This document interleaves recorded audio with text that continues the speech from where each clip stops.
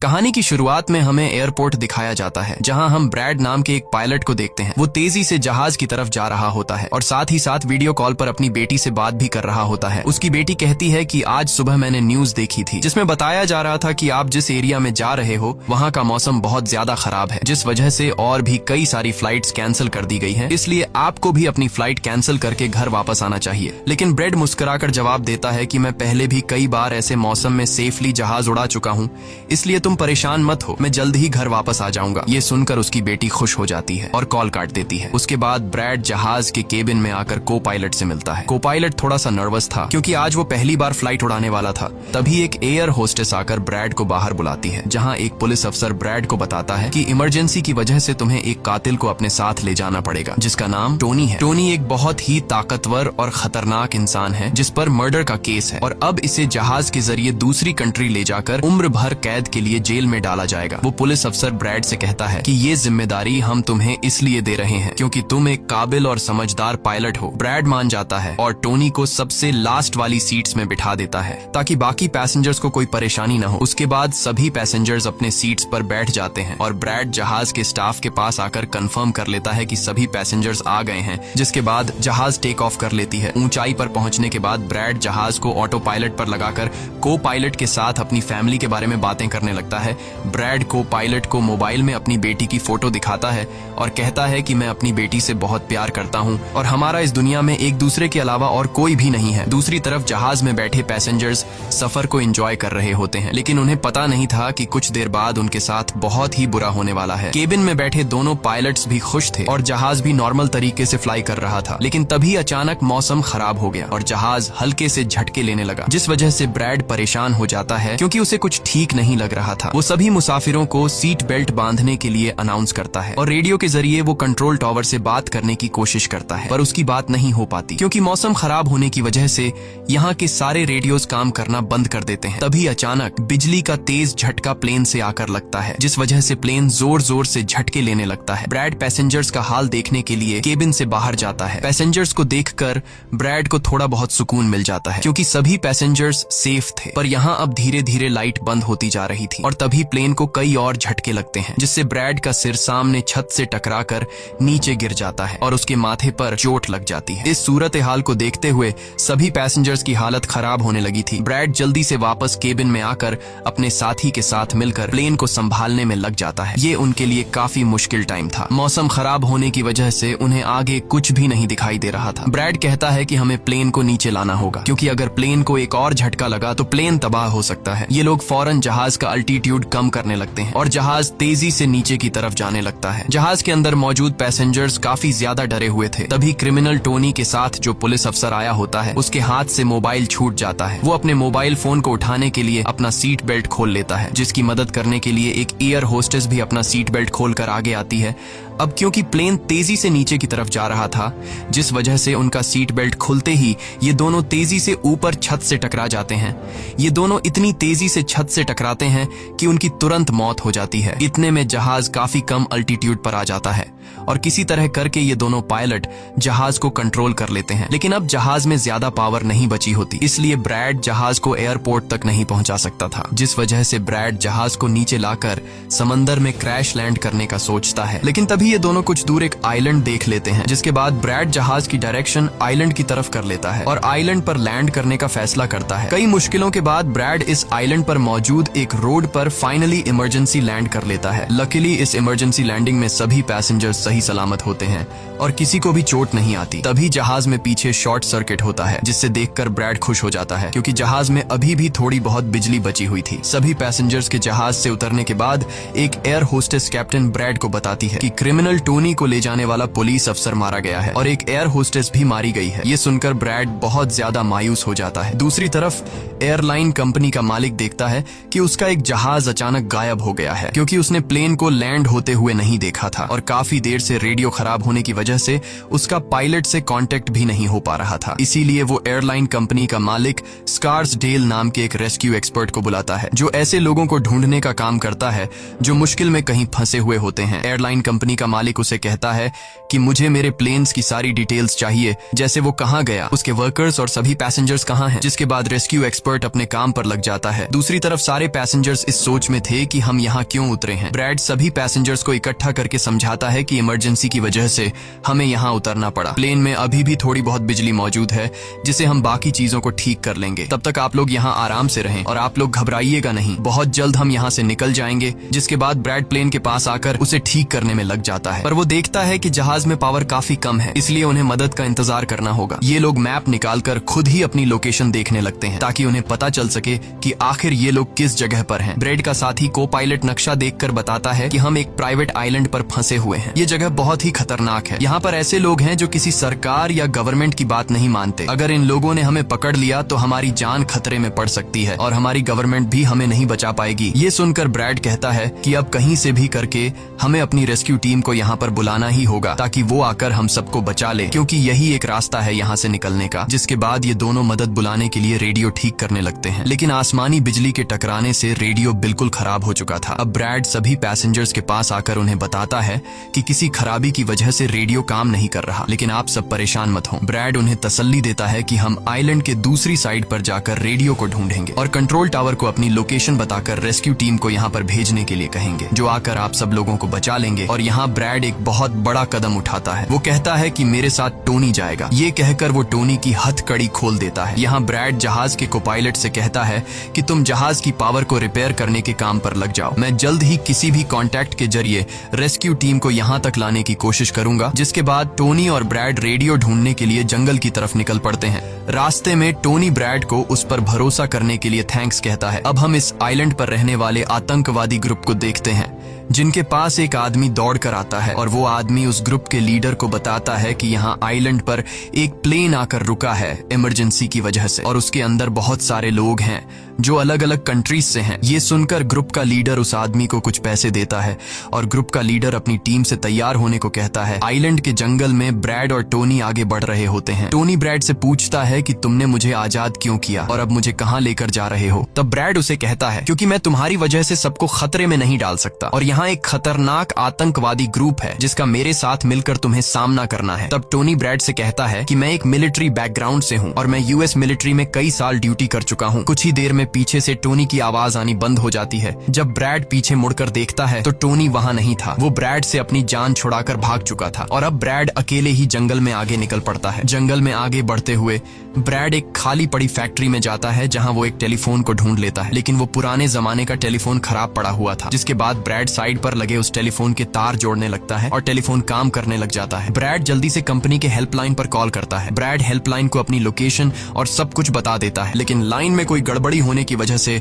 सामने वाले इंसान तक उसकी आवाज ठीक से नहीं पहुंच रही होती, जिस वजह से हेल्पलाइन वाले ब्रैड की कॉल काट लेते हैं। तब ब्रैड को एक आइडिया आता है। वो अपनी बेटी को कॉल करता है और उसे अपनी लोकेशन और बाकी सारी चीजें एक पेपर पर लिखकर उसके ऑफिस तक पहुंचाने को कहता है। तभी बातचीत के दौरान पीछे से एक आदमी आकर ब्रैड पर हमला कर देता है, लेकिन ब्रैड उसे काफी मुश्किल से काबू कर लेता है और उस आदमी को मार मार कर बेहोश कर देता है। तभी ब्रैड को महसूस होता है कि एक और आदमी इस कमरे में आ रहा है, इसीलिए जल्दी से वो छिप जाता है। पर वो आदमी कोई और नहीं बल्कि टोनी था, जिसने बहुत सारे गुंडों को मारकर उनके हथियार ले लिए थे। और वो ब्रैड को आवाज देता है कि डरो मत, बाहर निकलो। फिर जब ब्रैड सामने आता है तो टोनी ब्रैड को एक बंदूक पकड़ा देता है उसकी हिफाजत के लिए। उसके बाद ये दोनों जब फैक्ट्री के नीचे वाले फ्लोर में आते हैं तो यहाँ उन्हें एक कैमरा मिलता है, कैमरा की रिकॉर्डिंग और वहाँ पड़े पासपोर्ट से इन्हें पता चलता है कि इस आइलैंड पर रहने वाले आतंकवादी लोगों को किडनैप करके उनकी फैमिली से काफी बड़ी रकम की डिमांड करते हैं। और जब किडनैप किए हुए बंदे की फैमिली की तरफ से उन्हें पैसे मिल भी जाते हैं तब भी ये लोग उसे छोड़ने के बजाय मार देते हैं। ये देखकर ब्रैड समझ जाता है कि हमारे पैसेंजर्स भी खतरे में हैं। जिसके बाद ये दोनों बाहर निकलते हैं और सामने उन्हें एक गाड़ी दिखाई देती है। ये गाड़ी उस आतंकवादी की थी जो कुछ देर पहले ब्रैड के हाथों मारा गया। अब ये दोनों बाहर खड़ी गाड़ी में बैठ जाते हैं और अपने पैसेंजर्स की तरफ जाने लगते हैं। उधर सभी पैसेंजर्स ब्रैड के इंतजार में बैठे हुए होते हैं कि ब्रैड जल्द ही उनके लिए मदद लेकर आ जाएगा। तभी उन्हें किसी गाड़ी की आवाज आती है। गाड़ी की आवाज सुनकर ये लोग खुश हो जाते हैं और ये लोग समझते हैं कि ब्रैड उनके लिए रेस्क्यू टीम बुला लिया है। लेकिन ये रेस्क्यू टीम नहीं बल्कि इस आइलैंड पर रहने वाले आतंकवादी थे। वो लोग गोलियां चलाकर सभी पैसेंजर्स पैसेंजर्स को डराने लगते हैं। उन गोलियों की आवाज ब्रैड और टोनी ने भी सुन ली थी, जिसके बाद ये लोग कार की स्पीड बढ़ाकर जल्दी से प्लेन तक पहुंचने की कोशिश करते हैं। आतंकवादी ग्रुप का लीडर एयर होस्टेस से सभी यात्रियों की लिस्ट मांगता है। डर के मारे जल्दी से एयर होस्टेस उसे लिस्ट ला कर दे देती है। फिर गैंग का एक आदमी को पायलट से पूछता है कि तुम्हारा सीनियर पायलट कहाँ पर है, जिस पर को पायलट बताता है कि किसी काम से वो जंगल में गया था पर अभी तक वापस नहीं आया। तभी वहाँ पर ब्रैड और टोनी भी पहुंच जाते हैं, लेकिन ये दोनों चुपके से दूर से इन लोगों को देख रहे होते हैं। इसी दौरान एक औरत वहाँ से भागने की कोशिश करती है, पर वो लोग गोली चलाकर उसे मार देते हैं। ये देखकर ब्रैड उनकी मदद करने के लिए जाता है, पर टोनी उसे रोक लेता है और टोनी कहता है कि तुम शांत रहो, अभी जाना ठीक नहीं। गैंग का लीडर सभी पैसेंजर्स को एक बस में बैठा लेता है और गैंग का लीडर अपने 2 साथियों को वहीं छोड़कर उनसे कहता है कि जाओ, जहाज के अंदर जो भी कीमती सामान है उसे ले आओ। जिसके बाद ये लोग सभी पैसेंजर्स को अपने अड्डे पर ले जाने लगते हैं।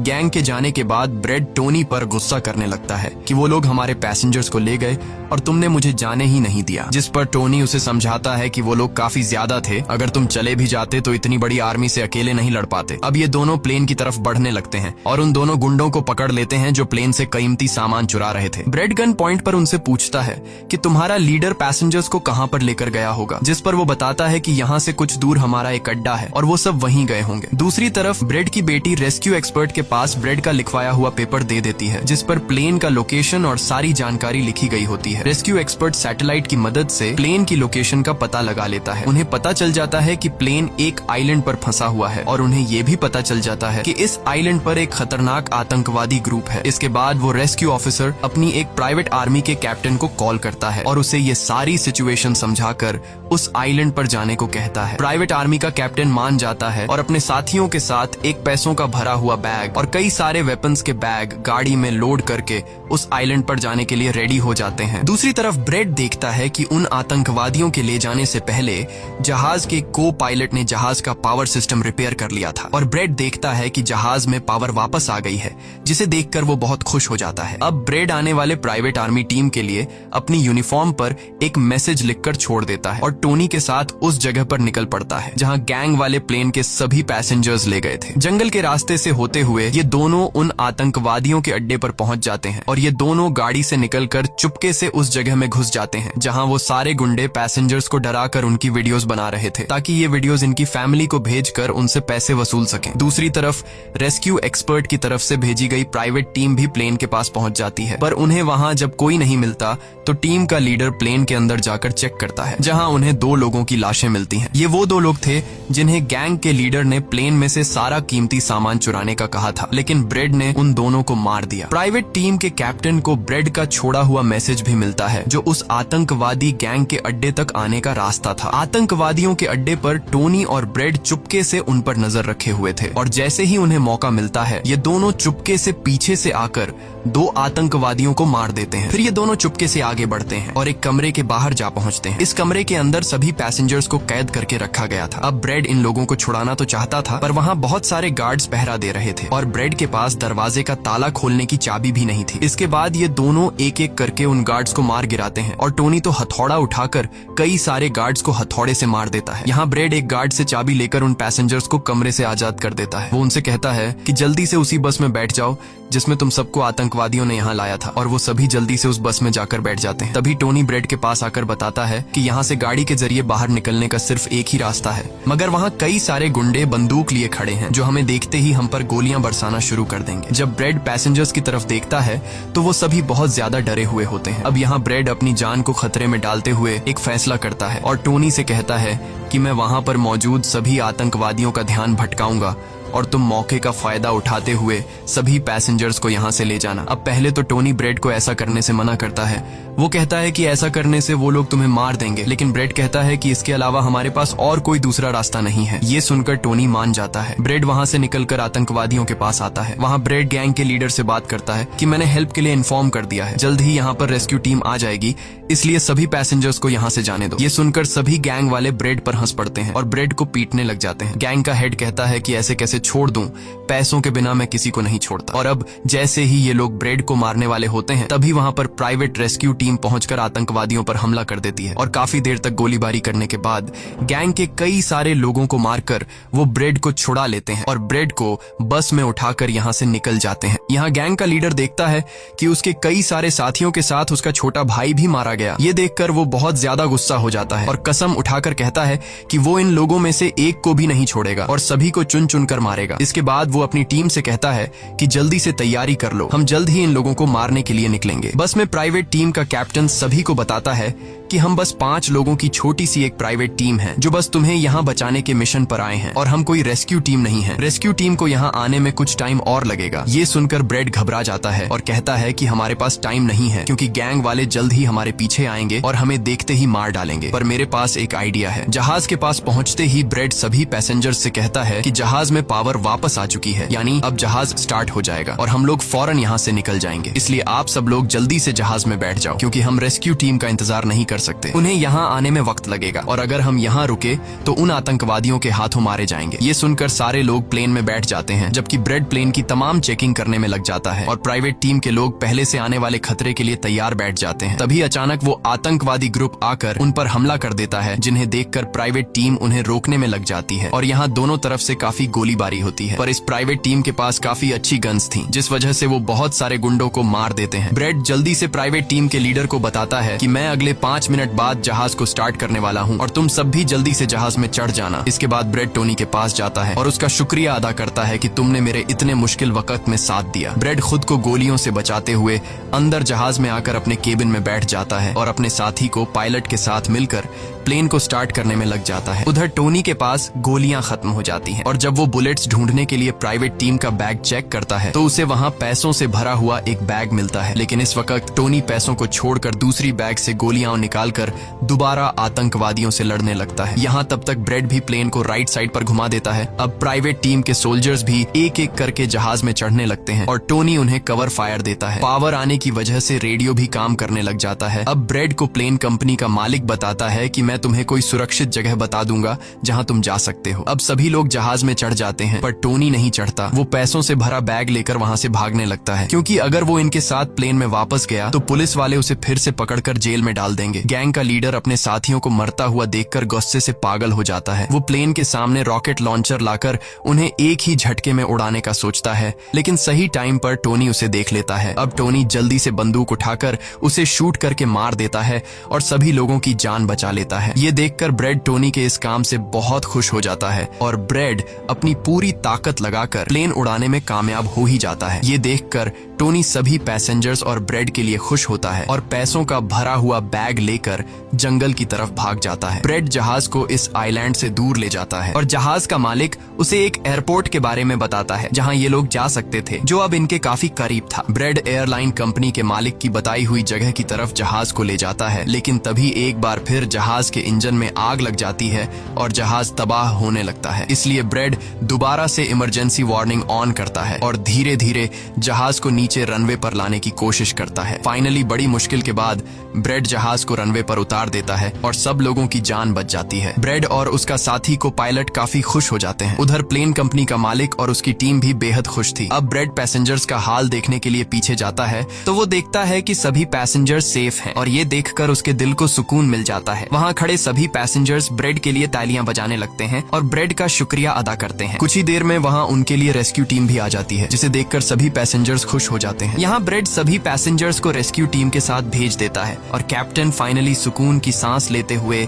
जहाज की सीढ़ियों पर बैठकर अपनी बेटी से कॉल पर बात करता है। इसी के साथ ये कहानी खत्म हो जाती है। अगर आपको वीडियो अच्छी लगी हो तो हमारे चैनल को सब्सक्राइब और वीडियो को लाइक जरूर कीजिएगा।